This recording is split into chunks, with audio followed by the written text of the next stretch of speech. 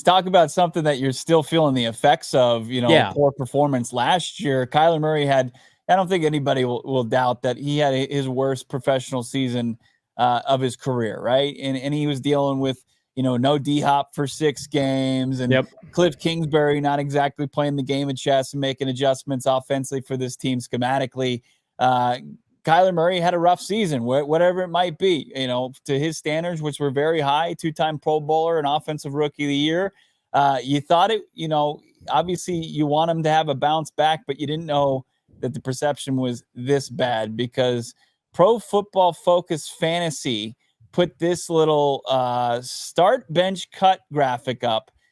It had Justin Fields, Daniel Jones, and Kyler Murray. The replies are more horrific than just the company that Kyler Murray's keeping here. Johnny, I can't believe what I'm seeing here. Yes, you can. Because first of all, the Fields thing, if it's fantasy perspective, I get that. Okay. Because he's like, he's money on Sundays. We made a joke every Sunday doing the tailgate show. It was like, Justin Fields is the biggest lock of the year, fantasy, gambling, whatever you want to do. So if this is just straight fantasy, I get that. Danny Dimes threw 15 touchdown passes last year. Danny Dimes hasn't thrown double-digit touchdowns into the 20s since his rookie year in 2019. Yeah. 11, 10, and 15. Basically, and then they paid him $40 million to basically try not to turn the ball over. Kyler Murray, even though he was struggling last year, he was not himself. He wouldn't talk to Cliff Kingsbury. Still threw almost as many touchdown passes as Danny Dimes. After missing like 6 or 7 games, he threw 14 touchdown passes. Oh, by the way, the year before, he threw 24 touchdown passes. The year before that, he had almost 40 total touchdowns. So, right. And he does not have Brian Dable. He had Cliff Kingsbury in the NFC West. So, the Danny Dimes stuff, man, talk yourself into him all you want. I love Justin Fields. I'm not going to be apologetic about that. I don't think he's a great passer, but I think what he does works enough. I don't know to win games, but fantasy games. But Danny Dimes never belongs in the same conversation as Kyler Murray. He is his best case scenario is if you could get Alex Smith level play from him. Daniel Dimes was a guy that was an open field on like an 80-yard rush, and he fell down in the open field. And people are considering taking him over Kyler Murray. It's amazing how easily people forget. But as far as just pure passer, Kyler Murray is far and away the best of any of these players. And then, Justin Fields went over 1,000 yards rushing.